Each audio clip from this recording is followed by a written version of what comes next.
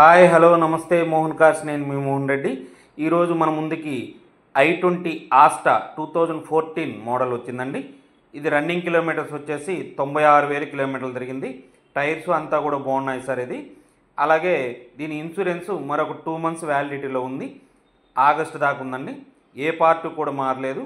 Up to date showroom track అంటున్నారు customer. దీని price అయితే కస్టమర్ 4,10,000 ఎక్స్పెక్ట్ చేస్తున్నారండి. Negotiable price.